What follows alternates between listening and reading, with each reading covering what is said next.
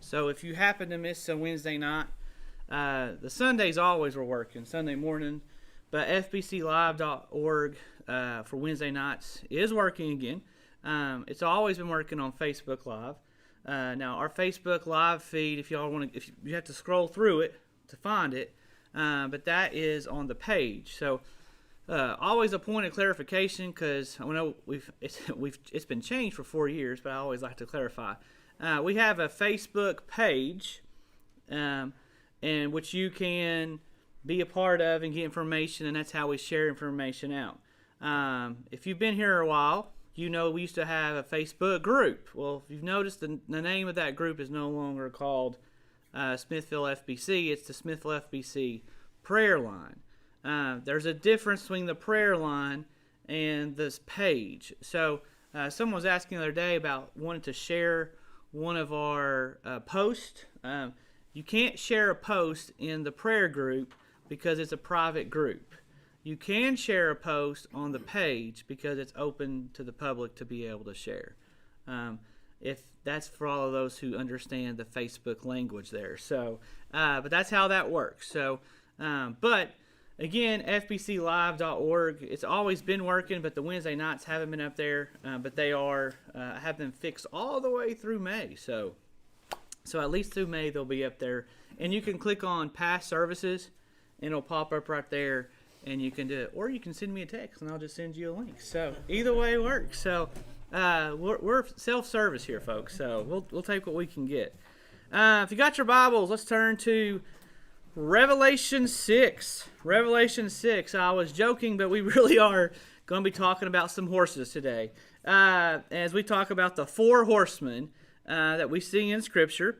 But we also want to start doing this now that we're getting into some interesting things within Revelation, of just sort of reminding us where we've left off. So remember when John vision changed from talking about the seven churches, he was taken to a different vision where he was taken to the throne room of God. And I'm here to tell you, we've been singing we sang some songs this week at the convention, which many of the songs that we sang at the convention, we sing here. But I don't know if it's just God moving in my life or what's going on, but ever since we've studied that throne room, the throne room of heaven, and the imagery, it's like I find myself like half crying through every song that we're doing, because all I think about is that throne room and the lamp. I mean, it's just touching. So I'll here tell you, when you're singing, think about the throne room. Think about that you are in the throne room of God, praising and worshiping God. And think about that day when all the elders are going to bow down. That's where we've come from. And that's the first image that John was given in Revelation 4. Then we go into Revelation 5, and then we get to the point where it's asked, who is holy, who is worthy? And we find out it's Jesus. Jesus is the only one worthy. And that's when the slaughtered lamb comes into the picture. And they see that God is holding a scroll that has 7 seals on it. A reminder, those seals would be like a string with wax where it's tied, and they would take an signet ring, and they would push that into the wet wax, and then the wax would dry. And to open it, the wrong way to open it would actually destroy the scroll. And so here comes Jesus. And they say he's the only one worthy to untie and to break the seals. And so now we get into chapter 6, which talks about breaking the seals. And so very quickly, we are given 4 horses, okay? And so we're really just going to talk about the first several verses here, 1 through 11, talking about the first 5 seals is what we're going to hit tonight. But boom, boom, boom, boom is seal 1, seal 2, seal 3, and seal 4. With not a ton of information about the background from this, the background from that, but then you also get to realize there's a lot of history going on. Let me say it this way. If you're looking for a good book to study while we're studying Revelation, Zechariah is a good book to read. Ezekiel's a good book to read. There's a lot of visions and stuff that's going on that's being echoed. Daniel is a good book to read. these Old Testament passages that have images and glimpses of heaven, glimpses of what's going to happen, it's not by coincidence that they're the same images being painted in Revelation. Now, I will say it this way too. Remember, you'll see some variances in the image. Why? Because you got Daniel's looking at it from his, and he's trying to remember what he saw, and now John's remembering what he saw. So there might be a little bit difference in how they describe it. Probably saw the exact same thing, but the words they use to describe it are a little different sometimes. So don't get caught up in that, but just it's interesting to see how the same language is being seen in both of them. So that's when we pick up tonight, and this is in Revelation 6. 1 and 2, and so we're going to start right there, and this starts with the first horseman. It says, "Then I saw the Lamb." Remember, the Lamb is who? Jesus. If that's not a Sunday school answer, I don't know what is, folks. Good answer, right? So the Lamb is Jesus. He opens up one of the seven seals, and I heard one of the four creatures say, with a voice of like thunder. So if you got a lion, an ox, a human, and an eagle, who do you think the thunderous voice is? Lion. The lion. Okay, so it doesn't say the lion, but this is when you start to put one and two together. So here's the lion. Who, remember, they got eyes all over them. They can see everywhere. The Spirit's with them. It says, "Come." Oops, let me do this. It says, "Come." And I looked, and there was a white horse. Its rider held a bow, and a crown was given to him, and he went out as a conqueror in order to conquer. Real interesting about this passage when we look at it here, the idea of these colors. Now, I was reading about this and studying about this. The color of the horses leading up to this, wasn't like, white always means this, red always means this. It wasn't like they had these fixed meanings of the color before this. After you read this, you understand what the colors are for and what it's for once you understand this. So it's not like the colors automatically had a meaning, if that makes sense. You're actually reading this, and the symbolism of the color makes sense once it describes what the horse is doing, what the horseman is doing. With that being said, here is a white horse, okay? A white horse is linked to conquest. It's linked to victory. In studying this, under Julius Caesar, Persian horses would come in and have horses, and these white horses would come in to say, we've conquered, and they would come in through the seats to signify we went away, but now we come back as conquerors. So for you to have that white horse, it says you were the victor, and that's who you were. This is also every young girl's dream. Your knight in shining armor riding on his white horse coming to save you. That's every, fairy tale we read about, right? And we see that and we know that. But here this rider of this white horse is one who is coming and conquer. Now, here's where you don't want to get read too much into it. Because your initial idea is to think, who is riding the white horse? Any guesses? Let's go back to your Sunday school answer you just said 2 seconds ago. Jesus is one of... What's that? You say Jesus, but he's the one opening the scroll. Yeah, that's what I said. Because they said the first thing was like, what's Jesus? Like, wait a minute. How's he gonna open up the scroll, then jump on a horse, and get back in the scroll? He's opening up the scroll. But some people remember, Revelation is all about what? What's that? Symbolism. It's all about symbolism, all right? So here's the symbolism of what's going on here. And you begin to realize white horse, Persian Empire would do this, which means it's coming from somebody probably outside of the empire. Something outside of, something from afar is doing this. And other thing is, think about this. What was in his hand? Look what it says here. And this rider held a what? A bow. What does Jesus always have? Not a water gun. What's Jesus always have? A sword. Yeah. I mean, his mouth was of a sword, a double-edged sword, right? I mean, every passage you read, Jesus always has a sword. So you don't really foresee this as that. Now, to throw some history on top of this, and the Roman legionnaires, the legions, the Romans who would come through, they had swords. They had bow and arrows too, but their might was in their swords. Their might was in that image of them holding that sword. However, people outside of the Roman Empire were more known for their bow and arrows. That's sort of what they were known for. So to have a rider who held a bow is someone to say there's probably someone coming from outside to conquer. Now, what's really going on here? This is where it really gets interesting.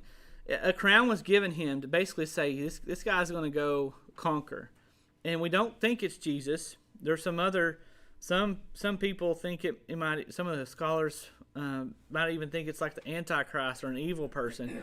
Most people don't think that. The most plausible idea of who the rider is a human person or a representative of humans who are coming in conquest, coming to conquer, coming to take over, and they're coming from the outside, which makes sense, especially if you're bringing apocalyptic language, end-time language, especially for the people right there.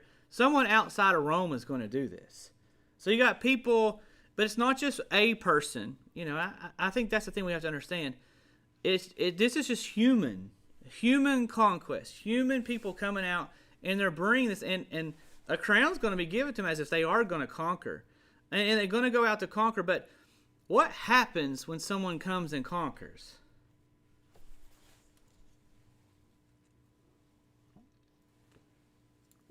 We were at a convention this past week, and this man, he was a Marine, comes up, and it was a time that we were honoring our country. We were praying, it was right at the beginning of the service, and the colors were presented, and they asked this Marine to come up and pray, and he began to pray, and in the middle of his prayer, he started talking about, Lord, pray, thank you for our country, thank you for what you've given us, but he also said this, Lord, help them be healed from the images and the pain and the scars that they have within.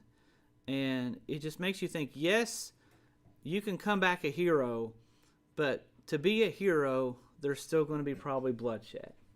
To be a hero, somebody's got to win, somebody's going to die. And so this white rider's coming, and he's going to be the victor. He's going to be the one who comes in and wins. But this is the beginning. What we see, that the first horse is the beginning, saying the rider's about to go out. So it says, and he went out as a conqueror in order to what? He's going to battle. He's going to conquer. And basically the idea, you said, he's going to be successful. There's going to be someone who's going to come and conquer. There's going to be people who come and do this. And so there's going to be bloodshed. And so you're starting to see some of the language, some of the issues saying there's wars and rumors of wars, as Jesus would say. And so here's things where it's starting to come off. So that's rider number one, okay? And so then we get into, that's all we know about rider one. It's what it says right here. It's not like we say, well, he does this and this. We only know this. 2 verses. Yes, Mr. Ed, thank you. I tend to think it is Christ on the white horse because, when you think about it, after the cross, he did go out to conquer, and within 2 centuries, Christ had conquered the Roman Empire. And that, it was really interesting. You saw 3 plausible things that I saw in there, and there was several who did think it was Christ. Hardly anybody thought it was the Antichrist, because you talked about you went from Christ to Antichrist, that's a big stretch, folks.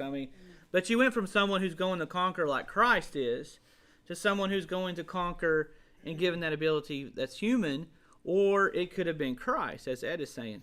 And, the biggest reason that they said that probably isn't that, Ed, I'm just going to say it this way, and I'm just going to say what my studies showed. It was that the concept that they had there was big part was the bow, him holding the bow instead of holding the sword. My brain kept saying, well, the lamb's right there, so you had both. But I see what you're saying. I understand exactly what you're saying, because you see this in Revelation 19, where Jesus is on his white horse, he is going to conquer. So you see a very similar, but in Revelation 19, he no longer the person on the horse doesn't have a bow; he has a sword. Now, you can go both ways with this, and this is one of those points where we have said all this time.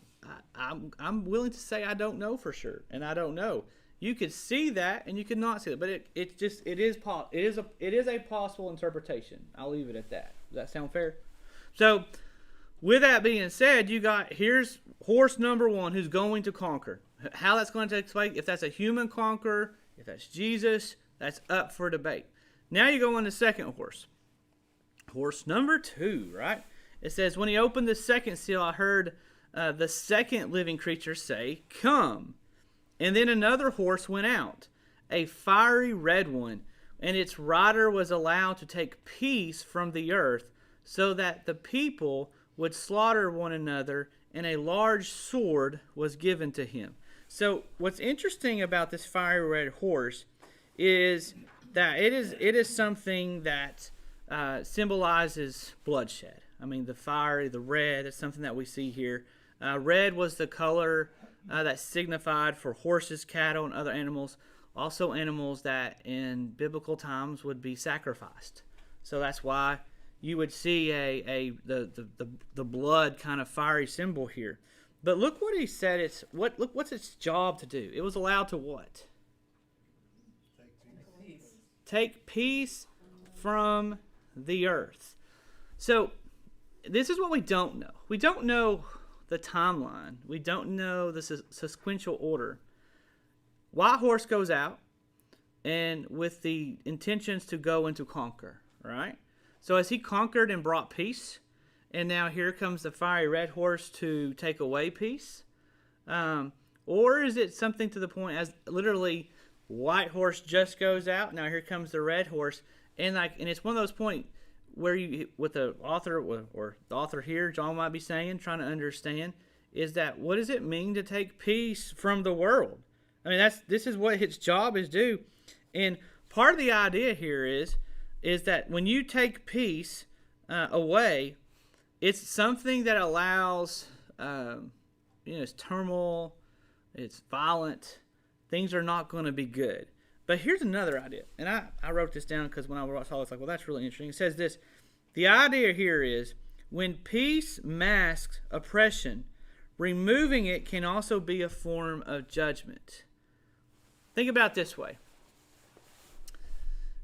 Roman times.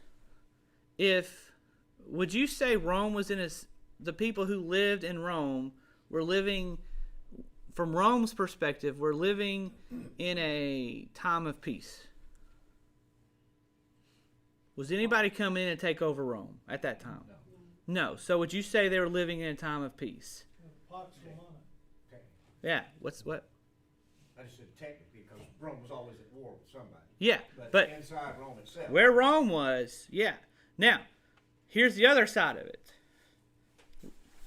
Just because Rome was in peace inside of itself, were the people who were living in Rome, was everything at peace? No. Especially for who? Christians, right?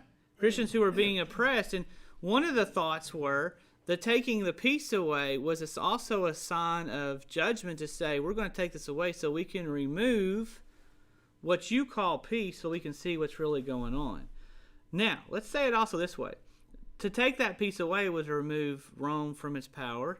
It would also show all the ugliness and the bad and the other stuff. So, is any of this going to give you the warm fuzzies inside? No. Yeah, not at all. I mean, every bit of the language that's given here is a language that makes you look at it and goes like, this is not going to go well. I mean, yes, you're going to remove peace as a sign of judgment, that you thought things, but judgment is coming because even though you were living in peace, judgment is coming because you are being judged, and you are being judged to the point where you did something wrong, and it's coming out now. Now, I'm going to back up here. From a standpoint of how you understand Revelation, You can be talking about, if there's someone who's reading this in that time period and you're living through that oppression, does that make you feel better or worse? It might make you feel a little better that you know, hey, You're seeing change. yeah, I mean, it's like we're going to have to go through this, but they're going to have to answer for their sins, their mistakes, their past, right? And so it might be a sign to give. It might be a sign, if you're looking at it from a standpoint, that would be amillennialism, meaning that the text was written for the people of the time. You might look at this and say, hey, about time they answered for this. About time they got, justice was served, right? Now, let's step back and say, different angle, different approach. Let's say you're premillennialism, and you believe that this is all what's going to happen, not what's written for what's happening right now. If you're premill, you're going to look at this and say, there's going to come a time when we think there's peace, but then God's going to come shake us up and judge us, and we might be right caught in the middle of it. Do you see how the same passage, depending on which point of view you come into this, can have completely different meanings? Okay? Now, do I know which one's correct? No, I don't. And I'm not going to sit up here and try to say that I do. I'm going to do exactly what I said from the very beginning and tell you here's the different views, here's the different things that are out there. With that being said, though, the point is, this is bad.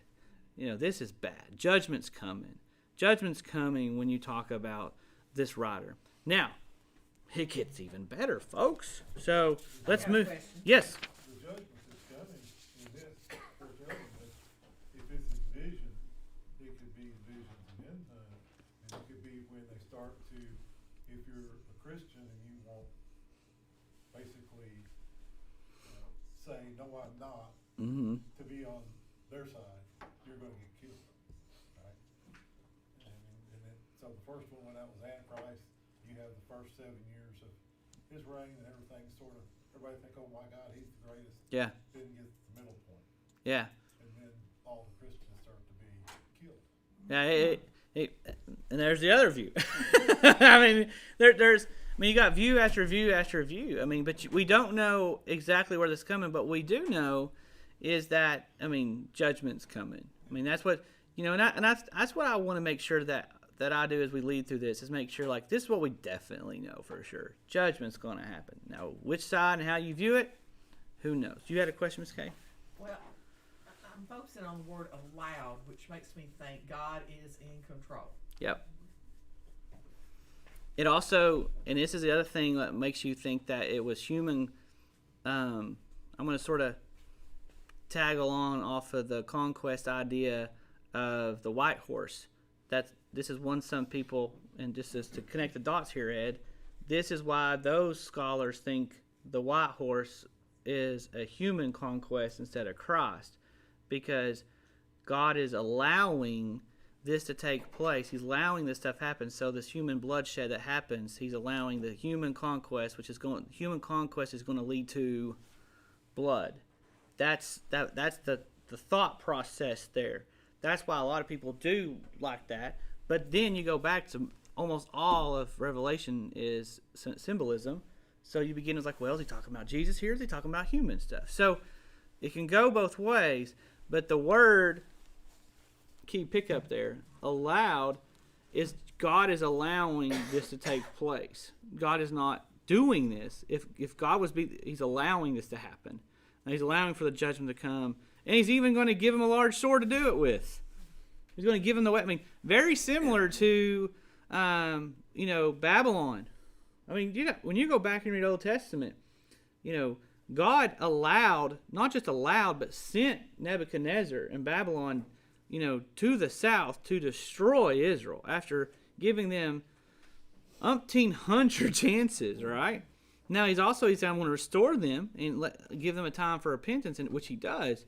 But the point was, it's not uncommon for God to use people or a group to do his work. And sometimes he gives them the sword to do it too. So that has happened before in the past. And I think we would be kidding ourselves if we would say that God still wouldn't be against doing that even today. we can't just assume, oh, Jesus came so that would never happen again. It's like, yeah, that's not what Revelation says. So we got to understand what's really going on here. All right, next thing. Next horse. So we're on the third horse. All right. Anybody confused? Great. All right, the next horse, it says, when he opened up the third seal, I heard the third living creature say, "Come." And I looked, and there was a black horse. Its rider held a set of scales in its hand. Then I heard something like a voice among the four living creatures say, "A quart of wheat for a denarius, and 3 quarts of barley for a denarius. But do not harm the oil and the wine."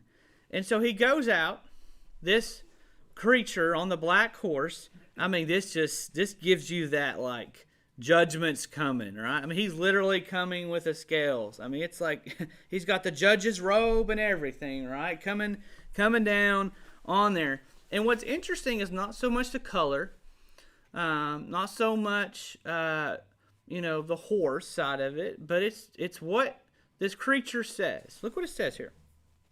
It says, a quart of wheat, so a quart of wheat, cost a denarius. Anybody know how much a denarius is? It's a day's work. So let's do some quick math here. I heard the other day in around our area, like, there's many jobs that you can get for starting pay $15 an hour. Okay? So let's say you make $15 an hour. What's 15 times 8? It's like 80 times 5. $120, all right? Did I do that right? When was the last time you paid $120 for a quart of wheat? Think about that. Did I do that math right? Okay. Yeah. Yeah. Yeah. And then 3 quarts of barley, which is not really used for a lot. It takes a whole lot of barley to do anything with. And that's another denarius. So for 3 quarts of that, you don't even have a gallon's worth. 4 quarts make up a gallon, right? Yeah, $120 for all that stuff. Now, what do they have enough of? Oil and wine. Don't worry about the oil and wine. You know what's interesting? You need oil to cook what? Barley and wheat. So you have the oil, you have the wine, you got what you're going to cook it with, you got what you're going to drink it with. You just can't afford to buy it. Now, see if this makes sense. Now this is sort of where we have to understand the way things are. When you have so much persecution, when you have so much judgment, when you have so much tragedy going on, things change and things are just racking it up. For example, a bomb goes off in the Middle East. Isn't it amazing how a bomb goes off in the Middle East on a Monday and the prices at the pump on Tuesday are $1 higher? You know what I mean? Isn't it just absolutely amazing how that one bomb affected all those gallons because it cost them so much more to ship them over. I'm like, it's like they're not even here yet. They're still over there. So, but we do that, right? People happens. When there's a shortage of something, what happens to price? Goes up. I heard somebody tell me this the other day. Their car died. This is not a time for your car to die, folks. I'm just letting you know that, all right? They said for them to buy, they couldn't find a used car. Nothing was out there, so they had to go. Trying to find a new car. And I don't know if you've been up to Cookeville. Good luck, all right? And so they had to order it. And to order it, at minimum, you start at $5,000 above the sticker price. That's where they're starting at. Minimum. And so you were thinking, when there's a shortage, because we don't have those chips, because there was a fire in that factory over there and blah, blah, blah, right? So we don't have those chips. Prices go up. Okay. Horse comes to conquer and conquest, which leads to a fiery red horse is going to bring blood and devastation, which leads to the fact that life is becoming miserable and it's hard to even just make it. Do you see the progression here? And so you see that progression. This is what many people think, and I'm going to say I think this is what it means. Because this rate, this $120 for a quart of wheat, is 8 to 16 times more than what the normal price would be. And the only reason it's up because you don't have guys to go get it in the fields. You don't have people because they're dead. You don't have people to go because they're having a fight or something's going on. Things are happening, and so there's a need to jack up because there's just not a lot of it left. And so you see a progression that's going on here, and so that's what's happening. And so then this is part of this persecution that's coming. This is part of the persecution that John sees is going to happen. And look what happens next. In this case, also too, you gotta think, if you control the supply of food, you control people. Yeah. Oh yeah. I mean, that's true. You might drink your wine, you really can't do anything with oil, without barley, without wheat. Yeah. There's no bread to make, so you control people. Yeah, the movie like Black Hawk Down, the people served the warlords over there because they had the food, and the warlords controlled the food, so therefore that's why they served those peoples, because if they wanted to have food, they had to go through them. So, yeah. It's amazing how things don't change, over 2,000, 4,000 years. It's always the same. And let's be honest, this is not unbiblical. No, if memory serves me right, there was a guy named Joseph who had a dream from God and stored it up, and then he was able to use the grain to buy all the land in Egypt so that Pharaoh could be blessed by that. So this has been happened before, right? So then we get to the fourth seal. It says, when he opened up the fourth seal, I heard a voice from the fourth living creature say, "Come." So now every creature, the four creatures around the throne have now talked. And I looked up, and there was a pale green horse. Its rider was named Death, and Hades was following after him. Honestly, when you see a rider with a black robe coming at you, you probably think that's Death and Hades. But here comes the pale green horse, and its rider was named Death and Hades. And it says they were given authority over a fourth of the earth to kill by the sword, by famine, by plague, and by the wild animals of the earth. Judgments are coming, and here is Death and Hades saying this is what's going to happen. So here comes death. Here comes all this stuff. Here comes Death and Hades. Hosea 13:14 talks about this. I don't think I put it on here. Let me see if I did or not. I did not. So if you want to look this back up, Hosea 13:14 says this. It says, I will ransom them from the power of Sheol. I will redeem them from death. Death, where are your barbs? Sheol, where is your sting? We know those death, where is your victory? But compassion is hidden from eyes. Death and Hades have been around for a while, folks. And that's what's going on here. But what we see in Revelation 20, Death and Hades surrender their captives, those who have died, those who are in that, and it throws them into the lake of, anybody? Fire. Not Center Hill Lake, the lake of fire, right? So Death and Hades, they're collecting, and right here they're given permission to collect what? Over what? A fourth of the earth. Think about this. Dead, alive, alive, alive. Dead, alive, alive, alive. You get the point? 1 in 4 gone. 1 in 4. That's horrible, right? And so they're given permission to do this. They're given permission for all this stuff to take place. And, but we know at the end of the days, it's like who's taken from there, it's going to be, who has died. We know what happens in the end in Revelation 20. But then this is just bad. It's not a good day. It's not a good time. You're going to have all this stuff that's going to happen to us. And so when Jesus sits there and says, there's going to be wars and rumors of wars. There's going to be earthquakes and famines and plague. It's like, it's not like he didn't say it wasn't coming. And I'll say this, we always have to be ready. Is this pandemic that's going on right now? Is this, is it going to be tomorrow? It might be tonight, folks. We don't know. But my point is this, though. There's been a lot of plagues. There's been a lot of earthquakes. There's been a lot of everything. But we have to understand, we don't know when. All we need to know is, going back to what Acts 1:8 says, and 1:6-8 says, we got to be ready. We got to give our witness so that nobody has to deal with, being thrown into the lake of fire.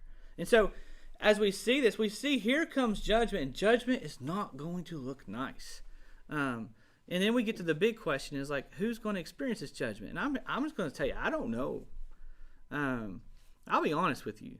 We haven't even gotten to the Revelation 7, where we get to the point where people begin to talk about a rapture taking place. If you want to believe that, I'll give you my straight up theology and faith on. I don't see it. I don't see a rapture taking place before judgment comes. I don't read it. I don't see it. I see how you can make some connections. But I'll say this: I'm okay to be wrong on that one. I'm definitely okay to be wrong on that one. But when I read this and I says, and I'm not to jump ahead a chapter, but when Jesus turns and says, "Then I saw a great multitude," he didn't say, "Then I turned and I saw Jesus sound the trumpet and a great multitude came up from heaven." It's not what he says. He just said, "I turned and I saw a great multitude." We don't know that means a rapture took place right there. And to say that that's when it is that's trying to connect a lot of dots there. Now, do I think there's going to be a rapture? Absolutely. Absolutely. Thessalonians makes that absolutely clear there will be a rapture. The question is, when? I'm pre-mill all the way, if you want to know my honest truth. But I don't know when that rapture. That's where I stand. Now, with that being said, you can read it the other way, and I'm not going to tell you you're wrong. Because I said there's a lot of views out here, and we don't really know. But my point is this. Is it going to get worse before it gets better? Probably. Should that cause us to crawl in a hole and do nothing? Absolutely not. It should drive us to go more and more and more out there to try to save as many as possible. That's what it should do. And so, when I read these plagues, when I read these horsemen coming, it's scary. I'm not going to lie, it is scary.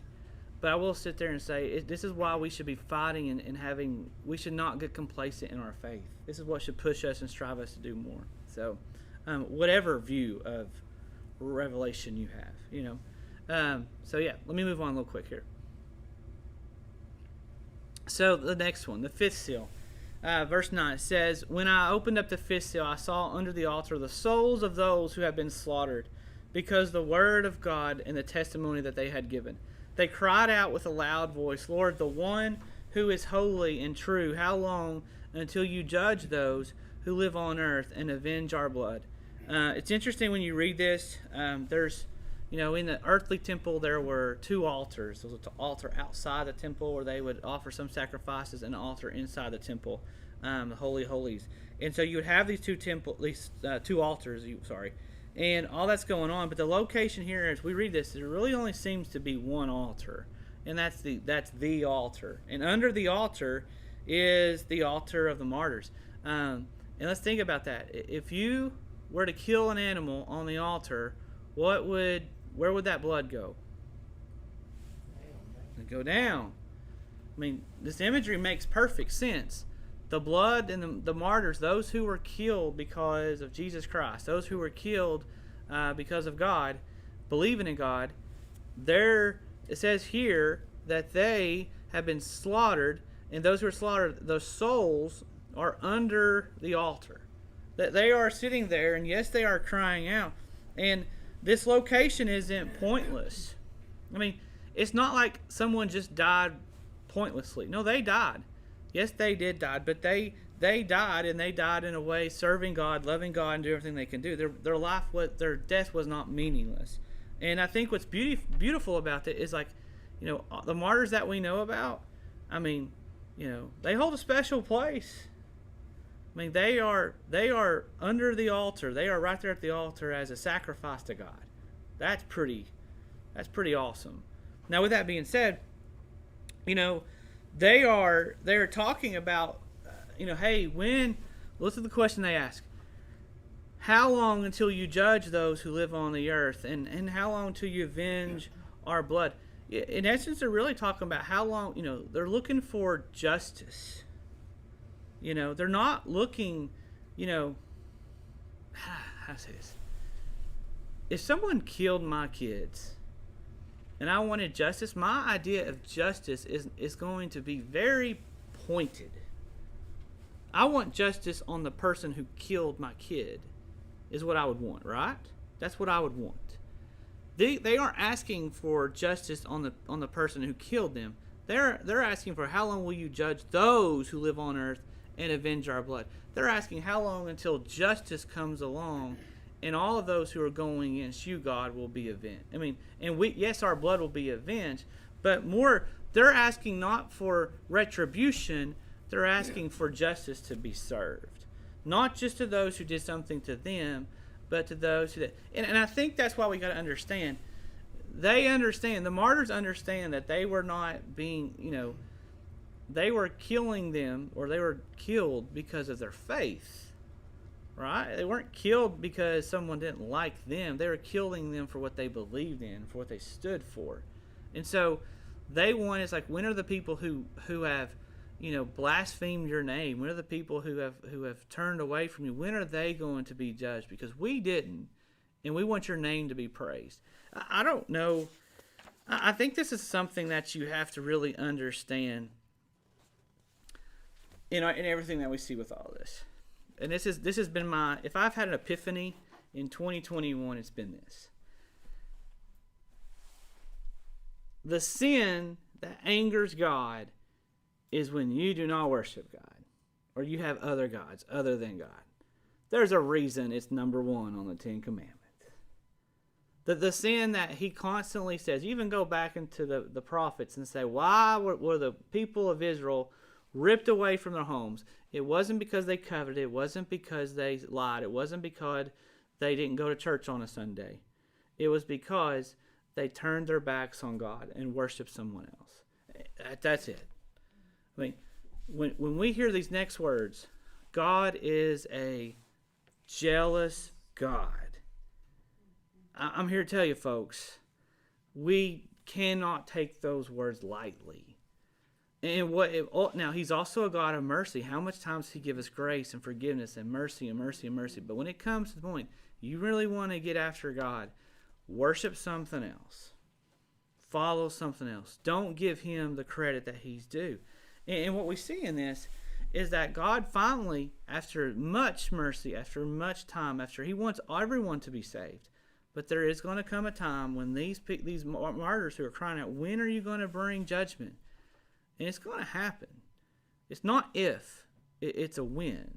And so when it happens, I think this is what we see with these seals. It's challenging us to see that judgment is coming, but it's also challenging us to see that this idea that the things that we hold on to are going to be taken away. This false sense of security is going to go away. Let me quickly go right back through this and see if you can see what I'm talking about when I say this.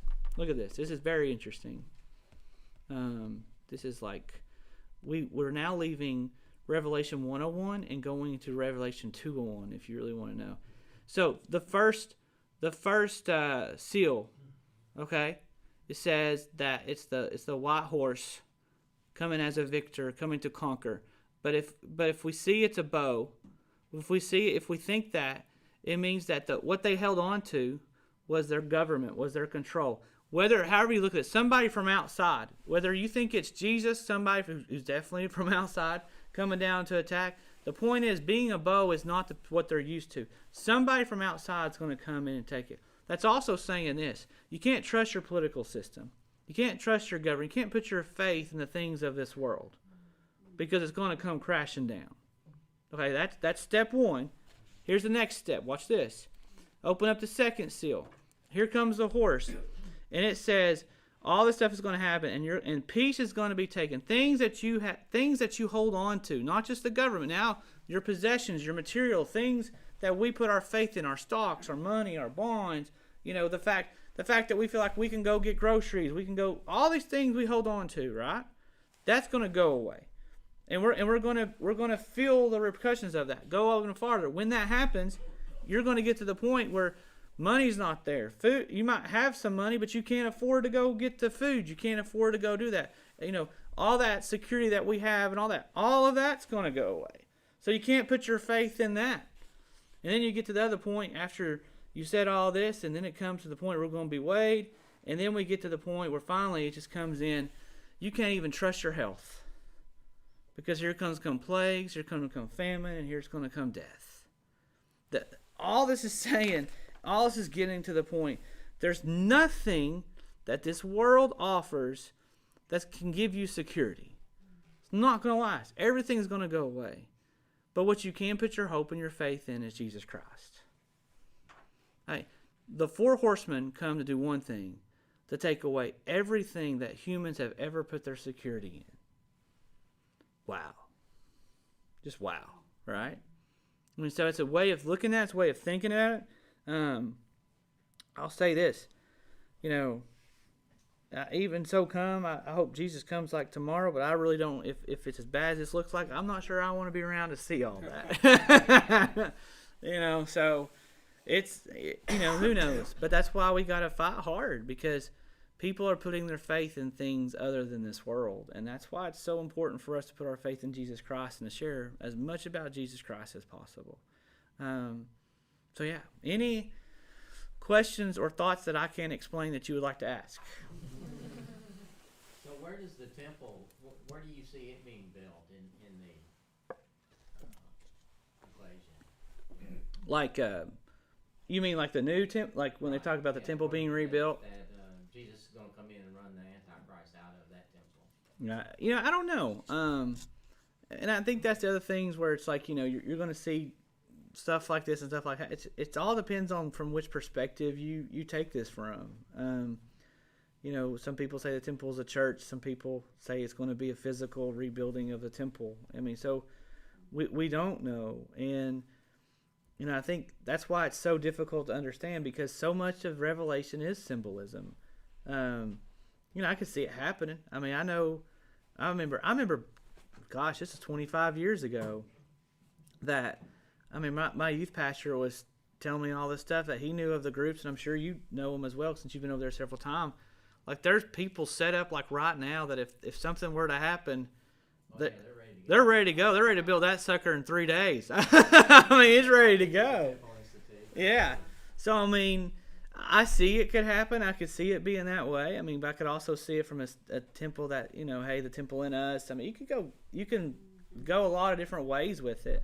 But I think, you start to see the bowls, the Antichrist. And I've always thought this. And again, I will never sit up here anywhere and claim that I am an insane scholar of Revelation to understand it, because there's so many views. And even when every preface that you read of any good commentary on Revelation, they're going to sit there and say, well, there's a lot of views, we don't really know for sure, but here's my best guess. And that's pretty much what you get every time. I will say this when it comes to the way I view Revelation is it shows what's happening, it shows what's coming to come. But I also say this. How much spiritual stuff was happening in the background, spiritual warfare was happening in the background, and I've said this to this group before, to talk about the Christ coming, the Messiah coming. And still, when he came, the people who should have been the most ready and had the most ability to identify Christ could not even pick him out of a crowd. They got to the point that they were ready, they crucified him.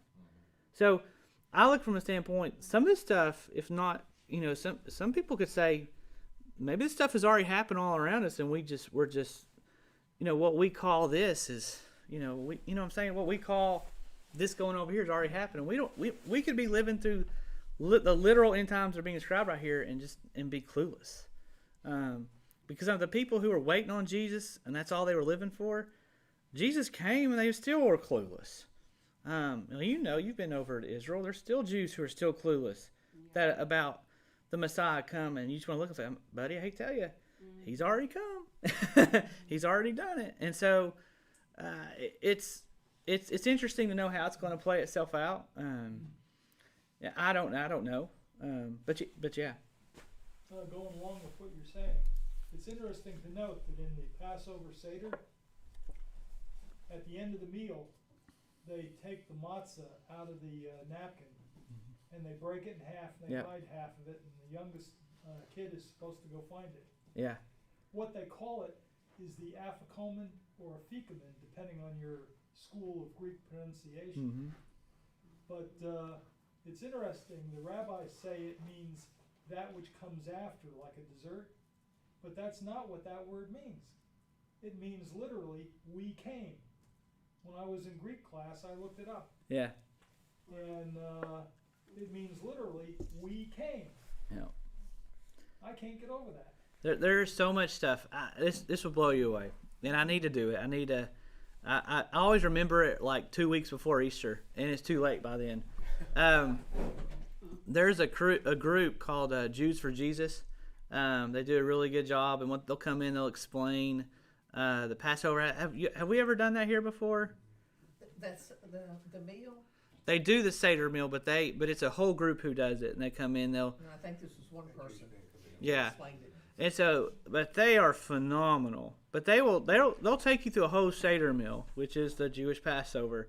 And I'm here to tell you, by the time you get halfway through it, you're like, oh my goodness, how can you not see Jesus in this? You know, I mean, you're just sitting there going, it's like, you broke the body was, and then you start to talk what Jesus says, the body broken for you, and then you have to break the bread, and there's holes in the bread, and you just begin to go like, and then you got to go find the bread and hide it because it's going to go away for a couple of days, but then it comes back, and then you get to enjoy it, and I'm like, oh my goodness, how do you not see Jesus in this? So it's amazing how it all works out, but it is absolutely amazing to see all this. But I think the point though is like, you know, God is a just God, and God is a loving God, but God is only going to tolerate injustice for so long, and there is going to come a point where God says it's time, and the trumpets will sound, and judgment's coming. And the thing is, we may already be up in heaven, or that day may come and we get to go up to heaven in all glory and get to experience that. Praise the Lord. But the point is, you know, this Revelation should at least show you one thing. It's going to get ugly. It's going to get ugly. You know, what, I mean, folks, we're about to get into numbers. What I mean by that, what's 1,000 years? You know, I mean, what's a, you know, I mean, I was reading something in the Old Testament. It's like, this is, you know, I was reading about Ezekiel having to stay on his side for, 390 days. And then literally the next verse, like, you're going to be on there for a period of 40 days. You know what 40 days means? A long time. Yeah, that's what 40 days, I mean, anytime you read 40 days in the Old Testament, it just means a long time. Does it actually mean literally 40 days? Typically it means a long time. So when we see stuff like 1,000 years reign, 1,000 this year, like, who knows? Who knows? Because there's so much, numbers have so many different meanings. There's a lot of symbolism behind the numbers. And so, I mean, that's why it's either a, multiple of 12 and 144,000. Well, where's 12 come from? Well, you got 12 tribes. You got 12 disciples. I mean, it's like, come on, folks. I mean, it's all over the Bible. It's like God uses the same numbers over and over to try to show us. So, it's amazing when you really study it, when you begin to connect some of these dots and stuff. But, we just need to be ready. We just need to be ready. So, any other questions, thoughts? Since we're all utterly confused, let's end on our verse. So, and I love it now because, like, I've been telling you we're going to end on this verse. We're going to end on this verse, and all of you are like, "Why are we ending on this verse?" And after a lesson like today, I think this is when hopefully this will give you some comfort. So when they came together, they asked him, "Lord, are you going to restore the kingdom in Israel at this time?" And he said, "It is not for you to know the times or periods of what the Father has set by his own authority. It's not for us to know, but you receive power when the Holy Spirit has come on you, and you will be my witnesses in Jerusalem, Judea, Samaria, and the ends of the earth." We need to study it. We need to know it's coming. But it's, for us to wrap our little brain around it, it's going to be hard for us to do that a lot. So but we'll do our best. We'll do our best. So let's say a word of prayer, and then we'll head out. God, we love you. We thank you. We thank you for your word. And, God, we may be more confused now than we were before we came in here. But, God, we know what your word also says, that we are blessed for studying this. And we need to study this, and we're thankful for that. But, God, today, most importantly, we see the fact that we know judgment's going to come. And, God, we need to do our part so people won't have to deal and be thrown into the lake of fire, and to be ready to answer to Christ, and so that they can know Jesus Christ as their Lord and as their Savior. God, let us have a heart to be missional. Let us have a heart to share love. Let us have a heart that changes the world. In Jesus' name we pray. Amen.